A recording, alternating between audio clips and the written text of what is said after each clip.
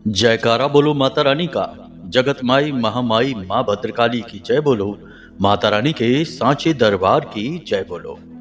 मकर राशि वालों, आप सभी का हृदय से अभिनंदन है मकर राशि भिंड यूट्यूब चैनल में। बंधुओं, 1 से 7 फरवरी के बीच मंदिर में जाकर दान कराना यह एक छोटी सी चीज रातों रात पैसे की बारिश कराती है, छप्पड़ फाड़ के धन दौलत देती है, हर एक दुख तकलीफ और भयंकर से भयंकर नकारात्मक ऊर्जाओं को एक चुटकी में दूर कर देती है। यह एक छोटी सी चीज, बस आपको इस एक चीज को चुपचाप बिना किसी को बताए मंदिर में जाकर दान कराना है और एक छोटी सी क्रिया इसके साथ और करनी है। फिर देखना जो चमत्कार होंगे, जो अनोखी घटनाएं जीवन में घटनी शुरू होंगी, आप खुद भी आश्चर्य में पड़ जाएंगे। इतनी खुशियां जीवन में आएगी कि आप एक पैर पर नाचने लगोगे। जी हाँ बंधुओं, ये बातें कोई मजाक नहीं है, इन बातों में सच्चाई है। जो इस सच्चाई को जान जाएगा वह तो इस फरवरी में माला माल होगा। स्थायी लक्ष्मी धन लक्ष्मी का आशीर्वाद उसे प्राप्त होगा और उसके घर में खुशियों की बरसात होगी। और जो आज इस कार्यक्रम को अनदेखा कर देगा, इसे हल्के में लेगा, वह पहले भी दुखी था, आज भी दुखी रहेगा और आने वाले समय में भी दुखी ही रहेगा, क्योंकि वह समय के अनुसार खुद को बदलना ही नहीं चाहता है। जब भी कोई उसे बदलने की कोशिश करता है तो वह उसे मजाक समझ लेता है या फिर विश्वास ही नहीं करता है। बंधुओं, आपको ऐसी गलती नहीं करनी है। इस कार्यक्रम को अंत तक देखना है। इस कार्यक्रम में हम आपको बताएंगे इस एक चीज के विषय में जिसे आप इस फरवरी के महीने में चुपचाप मंदिर में जाकर दान कराना है और इसके बहुत ही शुभ, बेहद ही पवित्र परिणाम आपको अगले दिन से ही मिलने शुरू हो जाएंगे, हम गारंटी के साथ कहते हैं। इसी के अनुसार बंधुओं, यह जो फरवरी का महीना है आपके जीवन में बड़े परिवर्तन लेकर आने वाला है। शुरुआत के 1 से 7 फरवरी में ही आपके जीवन में घटित होंगी 3 बेहद शुभ घटनाएं और इन शुभ घटनाओं या यूं कहें कि शुभ घड़ियों का आप लंबे समय से इंतजार करते चले आ रहे थे। जिन चीजों के लिए आप अब तक परेशान थे वे चीजें आपकी हो जाएंगी। परंतु बंधुओं, याद रखना कि यह फरवरी का महीना राहु का महीना है, तो कुछ नकारात्मक तो अवश्य होगा ही। और वैसे भी प्रकृति का नियम है कि दिन है तो रात है, सफेद है तो काला है। तो इसी प्रकार 3 शुभ घटनाओं के साथ साथ एक अनहोनी नकारात्मक घटना भी फरवरी के शुरुआत में ही घटित होने वाली है। आपको इस अनहोनी घटना के बारे में जानना बेहद आवश्यक है।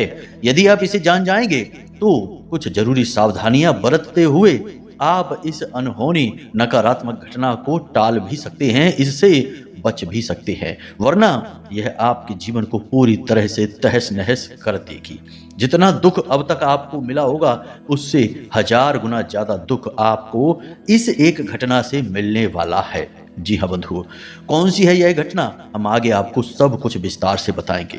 कहने का मतलब यह है कि आज का यह जो ज्योतिष कार्यक्रम है, यह पूरे फरवरी के महीने की रिपोर्ट है जो आपको मिलने वाली है और इस रिपोर्ट के आधार पर आप अपने फरवरी के महीने से वह सब कुछ हासिल कर सकते हैं जो अब तक आपको मिल नहीं पाया है। जी हाँ बंधुओं, बहुत ही ज्ञानवर्धक और बेहद ही सटीक ज्योतिषीय गणनाओं पर आधारित है आज का यह कार्यक्रम।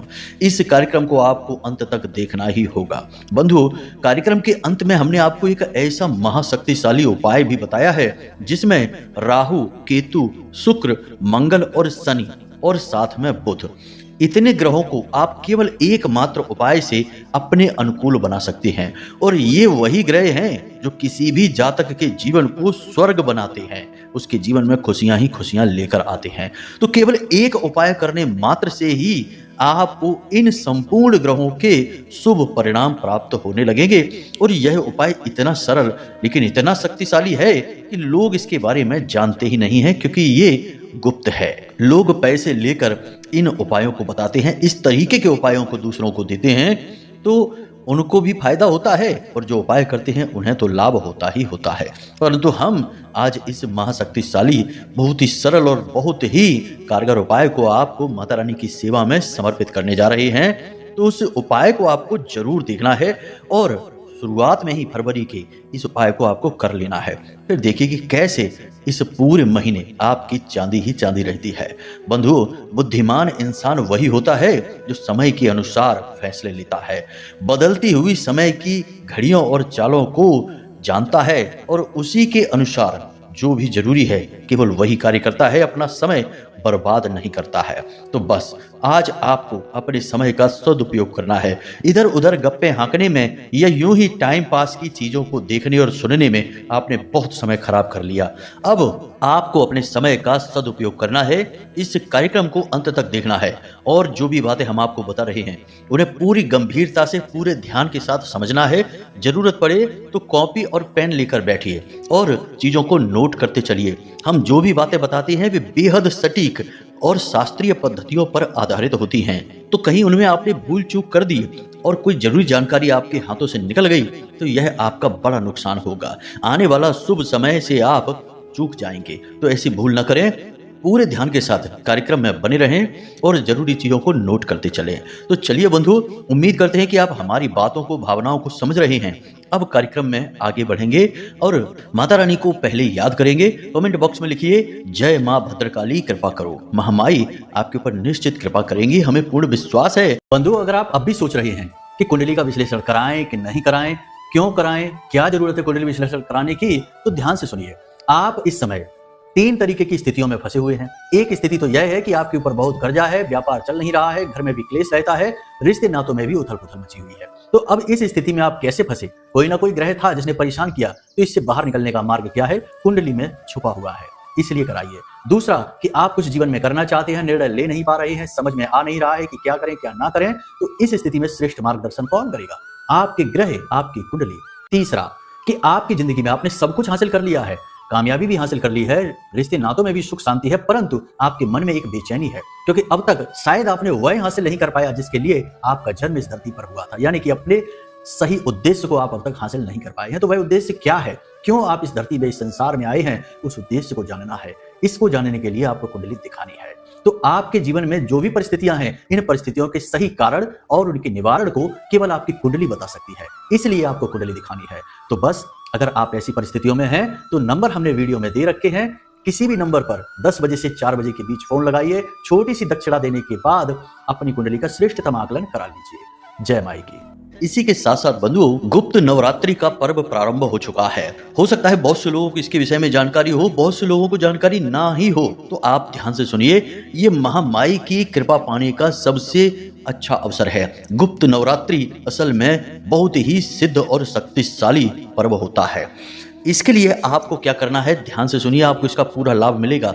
आप हमारी बातों को लिख कर रख लीजिए, बस आप समझते जाइए। तो आपको आज ही, जब आप इस कार्यक्रम को सुन रहे हैं, आज ही बाजार से जाना है और एक नारियल लेकर आना है और लाल चुनरी में लाल धागे से 7 बार लपेटकर उस नारियल को अपने पूजा घर में आज ही स्थापित कर लीजिए। बेशक चाहे जितने भी दिन निकल गए हों नवरात्रि के, कोई चिंता की बात नहीं है। जितने भी दिन बचे हैं उन दिनों में महामाई की कृपा आपको प्राप्त हो जाएगी। जब आप नारियल को पूजा घर में स्थापित करें तो मन में ऐसा भाव रखें कि आप महामाई मां भद्रकाली को पूजा घर में स्थापित कर रही हैं। जी हाँ बंधुओं, इसी भाव के साथ इस नारियल को आज ही इसी वक्त बाजार से लाकर अपने पूजा घर में स्थापित कर लीजिए और प्रतिदिन महामाई मां भद्रकाली का स्वरूप मानकर इसका पूजन करिए। एक दीपक जलाइए गाय के घी का और लाल सिंदूर से इसका टीका करिए। इसे महामाई का प्रतीक मानिए। नवरात्रि समाप्त होने के बाद क्या करना है इस नारियल के साथ में, वह हम आपको आगे बताएंगे, परंतु अभी इस कार्य को जरूर कर लीजिए। इससे आपके जीवन में जितनी भी नकारात्मकता होगी वह तो दूर होगी ही, महामाई की दया, कृपा और प्रेम आपको प्राप्त हो जाएगा। बंधुओं, ऐसे शुभ अवसरों को चूकना नहीं चाहिए। कोई मूर्ख ही होगा जो इन शुभ घड़ियों को अपने हाथ से जाने देगा। तो कमेंट में हमें जरूर बताना कि आपने नारियल लाकर रखा है या आप रखने वाले हैं कि नहीं। चलिए बंधुओं, उम्मीद करते हैं कि आप समझ गए होंगे यहाँ तक। अब जो भी भाई बंधु आज हमारे इस कार्यक्रम पर पहली बार आए हैं, उन्हें हम बता दें कि आप जल्दी से चैनल को सब्सक्राइब करके महामाई के परिवार के सदस्य बन जाइए। याद रखिए कि यह जो ज्योतिष कार्यक्रम है यह माई के धाम से प्रसारित हो रहा है और यह आपके लिए अवसर है कि आप महामाई के परिवार के सदस्य बने। जल्दी से चैनल को सब्सक्राइब करें और कमेंट बॉक्स में लिखें कि मैं भी माई के परिवार का हिस्सा हूँ। याद रखना कि महामाई की कृपा है, उन्हीं की इच्छा है, तभी आप आज इस कार्यक्रम पर आ पाए हैं, क्योंकि हम आपको देते हैं सर्वश्रेष्ठ ज्ञान जो धर्म और ज्योतिष से ओतप्रोत होता है और महामाई की कृपा आपको प्राप्त करवाता है। तो चलिए जल्दी से चैनल को सब्सक्राइब करिए और कमेंट बॉक्स में लिखिए कि मैं भी माई के परिवार का हिस्सा हूं। चलिए बंधु, अब अपने मूल विषय को प्रारंभ करते हैं। सबसे पहले हम आपको बता दें कि आज का यह जो कार्यक्रम है यह दान के ऊपर है और हमने मंदिर में जाकर दान करने की बात कही है, तो आपको जो भी कुछ दान करना है वह मंदिर में ही दान करें। याद रखना कि दान धर्म से जुड़ा होता है और दान यदि मंदिर में या मंदिर प्रांगण में या धार्मिक स्थली पर ईश्वर के सानिध्य में किया जाता है तब ही उसका महत्व होता है। अन्य जगहों पर यदि आप कुछ दान कर देते हैं, किसी को अन्न खिला देते हैं या पैसे रुपए दान दे देते हैं, तो वह आपके पुरुषार्थ में जुड़ जाता है, आपके पुण्य कर्म में तो जुड़ जाता है, परंतु आपके प्रारब्ध को नहीं काट सकता है। आपके प्रारब्ध को यानी कि आपके पिछले जन्म के जो पाप कर्म हैं उन्हें काटने की क्षमता तो केवल और केवल धार्मिक स्थल पर किए जाने वाले दान में ही होती है। इसीलिए तो दान को धर्म से जोड़ा जाता है, दान धर्म कहा जाता है। यहां तक आपको बात समझ में आ गई? अब ध्यान से सुनिए।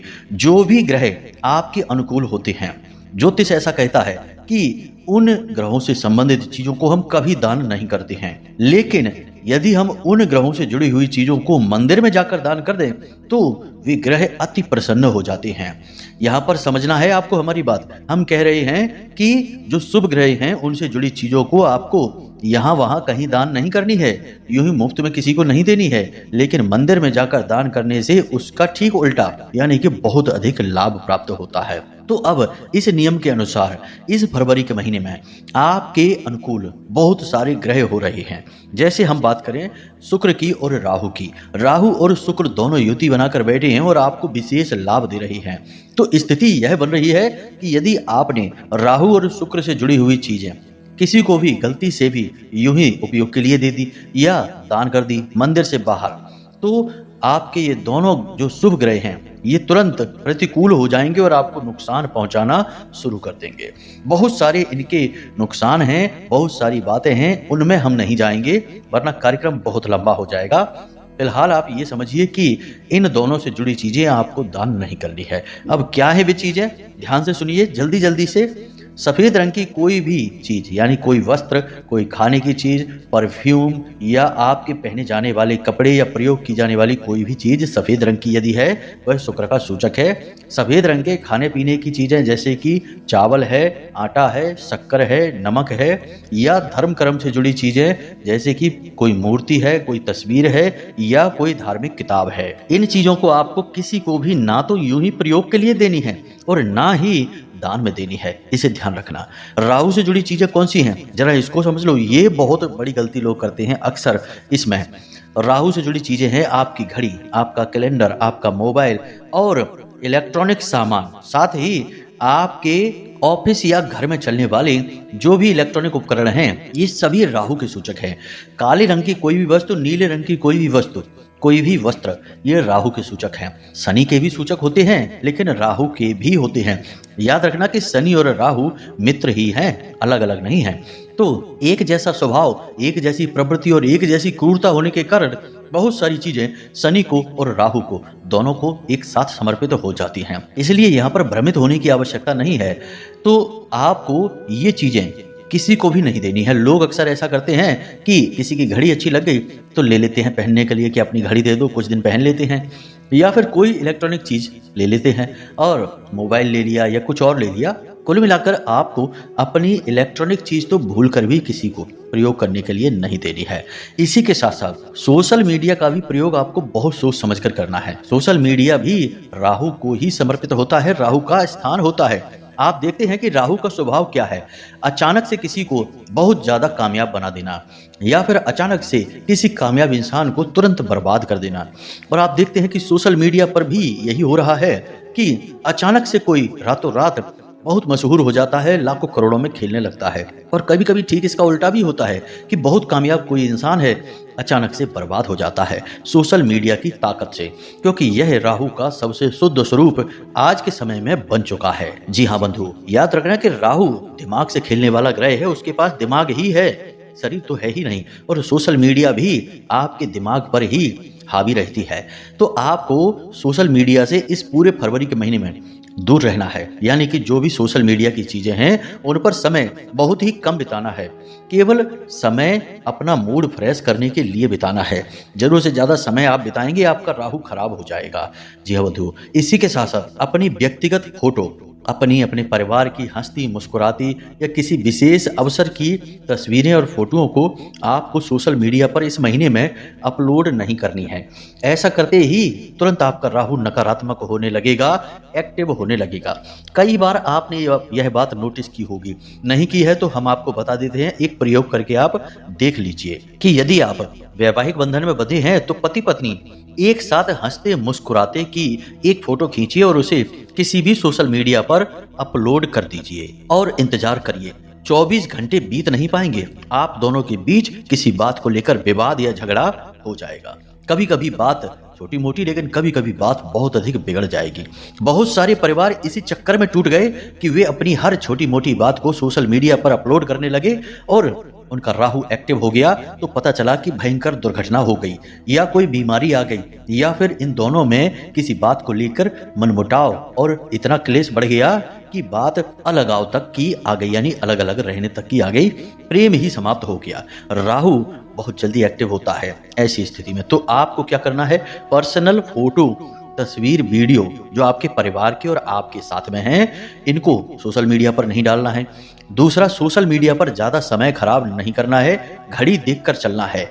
ज्यादा से ज्यादा 10-15 मिनट या आधा घंटा सोशल मीडिया पर देना है पूरे दिन का। इसी के साथ साथ बंधुओं, हम आपको एक बहुत ही शक्तिशाली उपाय, छोटा सा है लेकिन बहुत शक्तिशाली है, नुस्खा है, इसे हम आपको बता देते हैं। यह आपके घर की और आपके जीवन की संपूर्ण नकारात्मकता को मिटा डालेगा। अगले ही दिन से आपको इस उपाय का प्रभाव देखने को मिलेगा।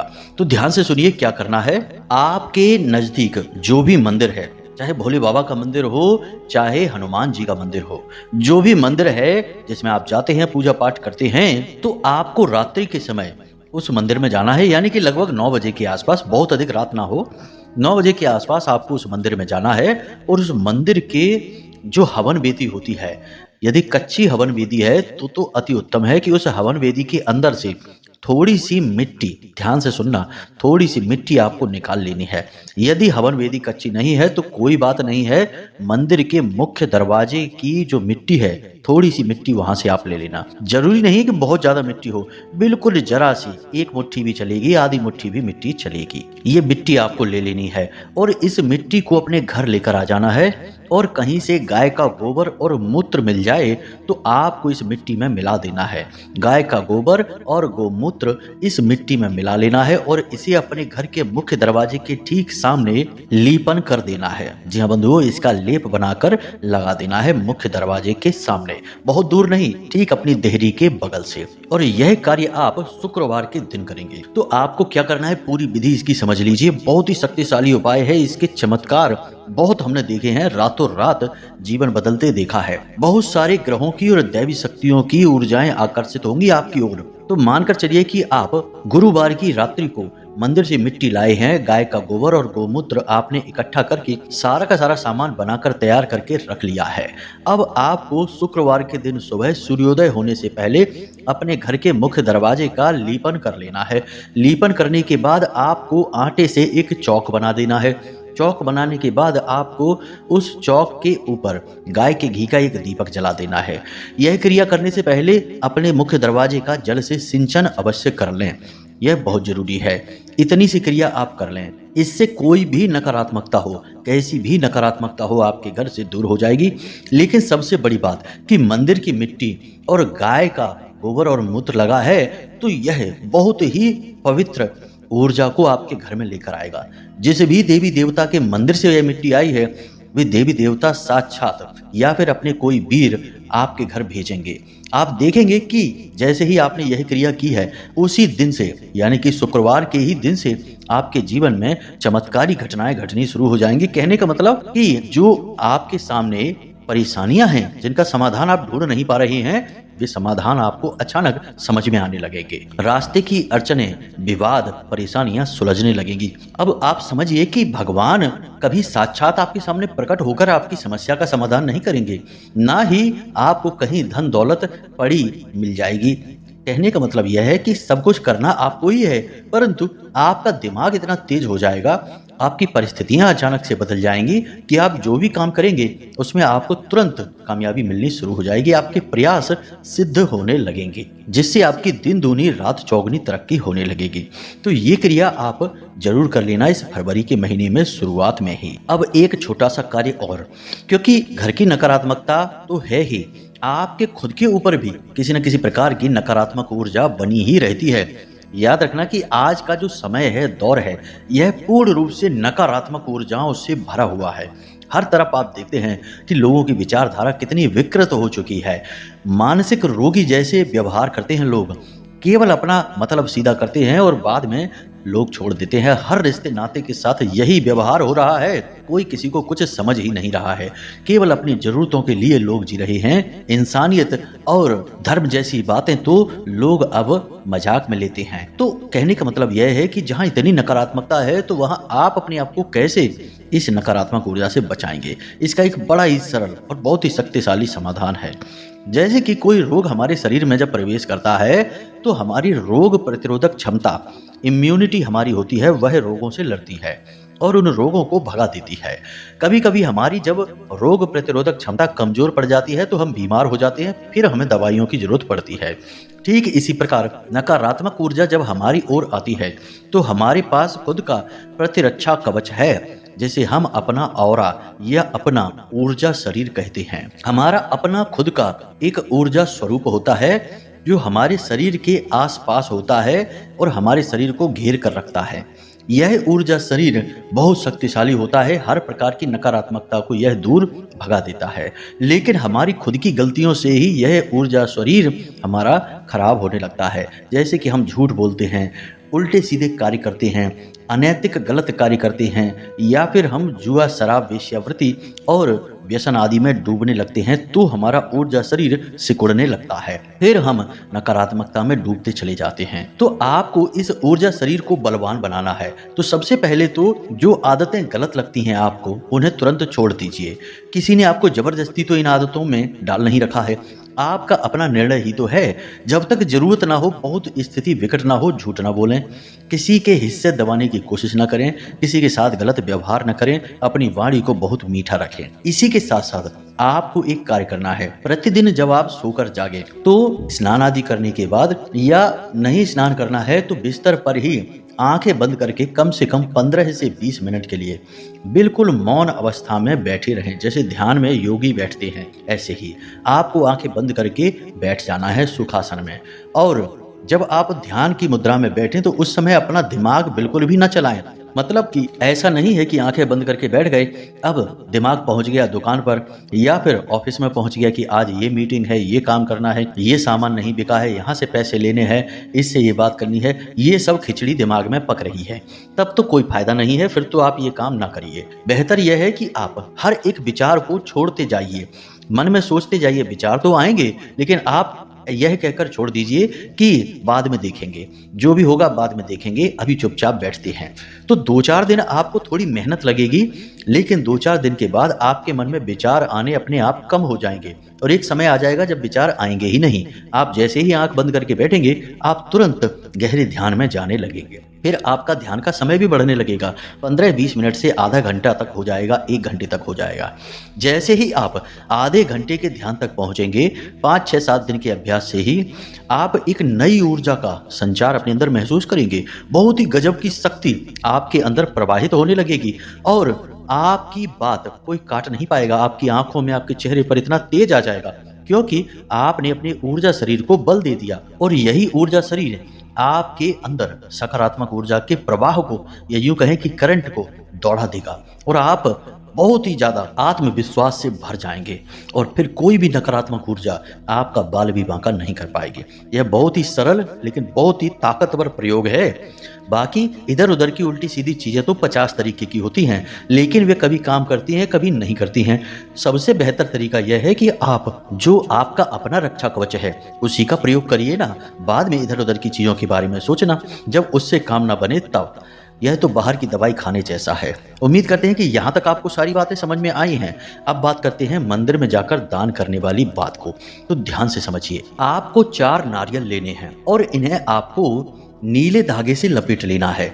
हर एक धागे की लंबाई आपकी लंबाई के बराबर होनी चाहिए और इन नारियल को आपको इस धागे से लपेटना है, यानी कि 4 नारियल को 4 धागों से लपेटेंगे। अब इसे एक थैली में रख लेना है। थैली भी नीले रंग की मिल जाए तो अति उत्तम होगा। इसके बाद आपको इस नारियल को यानी इस थैली को मंदिर में जाकर बस दान कर देना है। यूं ही पुजारी जी को दे देना है। उनको जो करना है वो उस नारियल के साथ उन नारियल के साथ करेंगे। जब आप मंदिर में इन नारियल से भरी हुई थैली को दान कर रहे हो दे रहे हो तो मन में इस मंत्र का जाप करते रहें, ओम राम राहवे नमः, ओम राम राहवे नमः। यह राहु का मंत्र है। इस मंत्र का उच्चारण करते रहें। हनुमान जी का मंदिर होगा तो अति उत्तम है। इसे दान करने के लिए किसी भी दिन विशेष की आवश्यकता नहीं है, परंतु यह रात्रि के समय आपको करना है, यानी 9 बजे 8 बजे के आसपास जब सूर्य डूब चुका होता है तब यह क्रिया आपको करनी है। इस कार्य को आप करके देखिए, आपका राहु अत्यंत अनुकूल हो जाएगा। दैवी शक्तियां आपके घर आ जाएंगी और यह फरवरी का महीना आपके जीवन में चमत्कारी फल लेकर आने वाला है। बंधुओं, जो भी क्रियाएं हमने आपको बताई हैं वे हमने कई बार लोगों पर आजमाई हैं और इनके बहुत ही पॉजिटिव रिजल्ट आए हैं, तब हम आपको बता रहे हैं।